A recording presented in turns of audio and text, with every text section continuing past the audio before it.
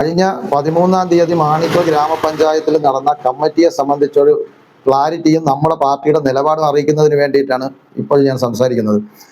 കഴിഞ്ഞ 13-ാം തീയതി ഒരു അടിയന്തര കമ്മിറ്റി ഉണ്ടെന്ന് പറഞ്ഞിട്ട് 11-ാം തീയതി നമുക്കൊരു അജണ്ട കിട്ടുകയും അതിൽ നമുക്ക് കേസിനെ സംബന്ധിച്ച് ചർച്ച ചെയ്യാനെന്നാണ് അജണ്ടയിൽ ഉണ്ടായിരുന്നത്. കേസ് എന്താണെന്നൊന്നും നമുക്ക് വ്യക്തതയില്ലായിരുന്നു. അങ്ങനെ നമ്മൾ കമ്മിറ്റിയിൽ വന്ന സമയത്ത് ഇതുപോലെ പാറക്കോറിയായിട്ട് ബന്ധപ്പെട്ട ഒരു വിഷയമാണെന്ന് അപ്പോഴാണ് മനസ്സിലാവുന്നത്.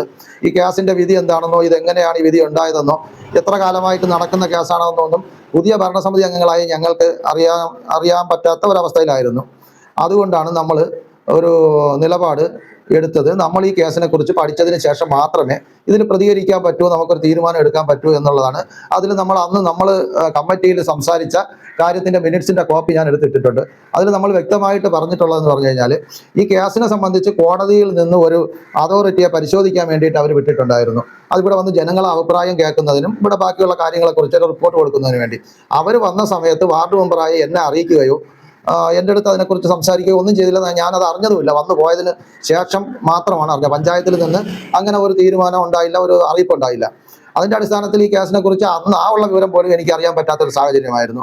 അത് അറിയിക്കാത്തത് ഒരു മനഃപൂർവ്വമായിരിക്കാം, അതേ അല്ലാതെ അറിയത്തില്ല. സെക്രട്ടറി അടുത്ത് ചോദിച്ചപ്പോഴത്തേക്ക് സെക്രട്ടറിക്ക്, പുതിയ സെക്രട്ടറിയാണ്, വാർഡ് ഇത് കൊപ്പം വാർഡാണ്, ഞാൻ പ്രതിനിധീകരിക്കുന്ന വാർഡാണെന്ന് പുള്ളിക്ക് അറിഞ്ഞൂടെയായിരുന്നു എന്നാണ് പറഞ്ഞത്. അത് എത്രത്തോളം വിശ്വാസമാണെന്ന് എനിക്കറിയത്തില്ല. അങ്ങനെ ഒരു അവസ്ഥയിൽ പെട്ടെന്ന് പിന്നെ നമുക്ക് മനസ്സിലാക്കാം, കോൺഗ്രസ്സുകാർ പറയുന്നതെന്ന് പറഞ്ഞു കഴിഞ്ഞാൽ ഇത് അപ്പീലിന് പോകാനാണ്, അന്ന് അവിടെ സംസാരിച്ചതാണ്, അപ്പീലിന് പോകാനാണ് ഇവർ ഈ അജണ്ട കൊണ്ടുവന്നതെന്ന്. യഥാർത്ഥത്തിൽ കേസിന്റെ വിധിപ്പകർപ്പ് ഞങ്ങൾക്ക് കിട്ടിയിട്ടില്ല. അത് കിട്ടിയാൽ മാത്രമേ നമുക്ക് അതിലൊരു തീരുമാനം എടുക്കാൻ പറ്റൂ. അപ്പോഴത്തെ അതിൻ്റെ തന്നെ ഭരണകക്ഷി പറയുന്നതെന്ന് പറഞ്ഞാൽ റിട്ട് ഹർജി ഫയൽ ചെയ്യാനാണ്. ഇതെന്താണ് ഇതിന്റെ സത്യാവസ്ഥയും നമുക്കറിയത്തില്ല. ഏതായാലും 30 ദിവസത്തെ സമയം ഏറ്റവും കുറഞ്ഞത് ഇത് ഫയൽ ചെയ്യാൻ വേണ്ടിയിട്ട് നമുക്ക് മിനിമം കിട്ടും. ആ 30 ദിവസം മുതൽ 90 ദിവസത്തിനകം നമ്മളിത് ചെയ്താൽ മതി എന്നുള്ളതാണ് എൻ്റെ ഒരു അറിവ്. അങ്ങനെ ഒരു സാഹചര്യത്തിൽ ഈ 1-2 ദിവസം കൊണ്ട് തിടുക്കപ്പെട്ട് ഇങ്ങനെ ഒരു കമ്മിറ്റി വിളിച്ചപ്പം സ്വാഭാവികമായിട്ടും നമുക്കതിലൊരു സംശയം തോന്നി. ആ സംശയം തോന്നുന്നതിന് വേറെ പല കാരണങ്ങളുമുണ്ട്. ഈ അടുത്ത കാലങ്ങളിലായി പഞ്ചായത്തിൽ നമുക്കുണ്ടാകുന്ന കുറച്ച് അനുഭവങ്ങളാണ്. കാരണം ഒരു കുടിവെള്ള പ്രശ്നവുമായിട്ട് ബന്ധപ്പെട്ട് നമ്മൾ ഒരുപാട് കാര്യങ്ങൾ എന്ന് പറഞ്ഞാൽ ജലനിധി ഉള്ളവർക്ക് വെള്ളം കിട്ടാത്തൊരവസ്ഥയുണ്ട്. അവർക്ക് കൂടി ജലജീവന്റെ കണക്ഷൻ കൊടുക്കണമെന്ന് പറഞ്ഞ് ഞാൻ പല വാട്ടർ അതോറിറ്റിയിലും ജില്ലാ കളക്ടർ അവിടെ വരെ പോയി സംസാരിച്ചു. സബ് കളക്ടർ ഒരു മീറ്റിംഗ് വിളിച്ചു.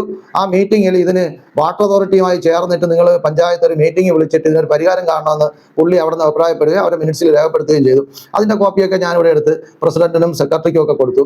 സെക്രട്ടറി പറഞ്ഞത് നമുക്ക് ചെയ്യാൻ കുഴപ്പമുള്ള കാര്യമല്ല, അല്ലെങ്കിൽ ഞാൻ നേരിട്ട് പോയി വാട്ടർ അതോറിറ്റിയെ കണ്ട് സംസാരിച്ച് നമുക്കൊരു പരിഹാരം ഉണ്ടാക്കാം എന്ന് പറഞ്ഞതിൻ്റെ അടിസ്ഥാനത്തിൽ പ്രസിഡന്റ് ഞാനും കൂടെ പോയാണ് സെക്രട്ടറി എടുത്ത് സംസാരിച്ചതിന് ശേഷം സെക്രട്ടറി ഈ മിനിറ്റ്സിന്റെ കോപ്പി എൻ്റെ നിന്ന് വാങ്ങി സൂപ്രണ്ടിനെ ഏൽപ്പിച്ചിട്ട് സൂപ്രണ്ട് ഒരു ക്ലർക്കിന്റെ കൊടുത്തു, ഇതിന് കത്ത് വാട്ടർ അതോറിറ്റിക്ക് അയക്കാൻ പറഞ്ഞു.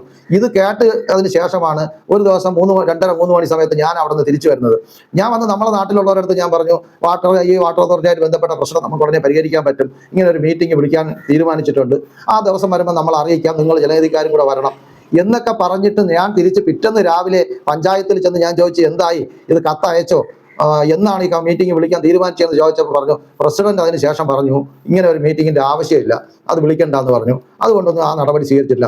അപ്പൊ അങ്ങനെയുള്ള ഒരു നിലപാട് പാറക്കോറി വിഷയത്തിൽ ആദ്യം വന്ന ഈ ഒരു പ്രശ്നം, ഇങ്ങനെയുള്ള വിഷയങ്ങൾ നിലനിൽക്കുന്ന സാഹചര്യത്തിൽ പിന്നെ ഈ അജണ്ടയിൽ വന്ന അവ്യക്തത, ഇത്രയും വിഷയങ്ങൾ മുൻനിർത്തിയാണ് നമ്മൾ ഇങ്ങനെ ഒരു തീരുമാനം എടുക്കാൻ കാരണം. ഈ നിലവിലുള്ള അജണ്ട എന്താണെന്നോ കാര്യങ്ങളോ ഒന്നും നമുക്ക് വ്യക്തമാകാത്ത സാഹചര്യത്തിൽ ഇത് പഠിക്കാനുള്ള സമയം നമുക്ക് വേണം. പഠിച്ചതിന് ശേഷം ഈ കാര്യത്തിൽ ഒരു നിലപാടെടുക്കാം എന്നുള്ളത്. നമ്മൾ ആരെയും സഹായിക്കാനോ ആരെയും ബുദ്ധിമുട്ടിക്കാനോ വേണ്ടിയിട്ട് എടുത്തൊരു നിലപാട്. നമുക്കൊരു വിഷയത്തിൽ പഠിക്കാതെ ഒരു തീരുമാനം എടുക്കാൻ പറ്റത്തില്ല. ഒന്ന്, ആർക്കും ഭൂരിപക്ഷം ഇല്ലാത്തൊരു സാഹചര്യത്തിലും കൂടെ. അപ്പൊ ഇവർ രണ്ടുപേരും കൂടി എന്തായാലും നമ്മളെ നന്നാക്കാൻ വേണ്ടിയിട്ട് ഒരു തീരുമാനം എടുക്കൂല എന്ന് പൂർണ്ണ ബോധ്യമുണ്ട്. കഴിഞ്ഞ കാലങ്ങളിൽ അങ്ങനെയാണ്.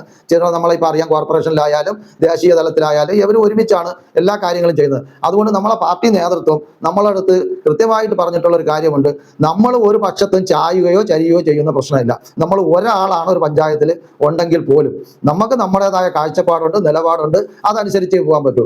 പിന്നെ മാണിക്യ പഞ്ചായത്തിനെ സംബന്ധിച്ച് പ്രശ്നാധിഷ്ഠിത നിലപാട് മാത്രമേ നമ്മൾ എടുക്കൂ. ഒരു വിഷയം വന്നാൽ അതിനെക്കുറിച്ച് പഠിച്ച് ആ വിഷയത്തിൽ ജനങ്ങൾക്ക് എന്താണോ ഗുണം അതിനനുസരിച്ചുള്ള നിലപാട് മാത്രമേ നമുക്ക് എടുക്കാൻ പറ്റൂ.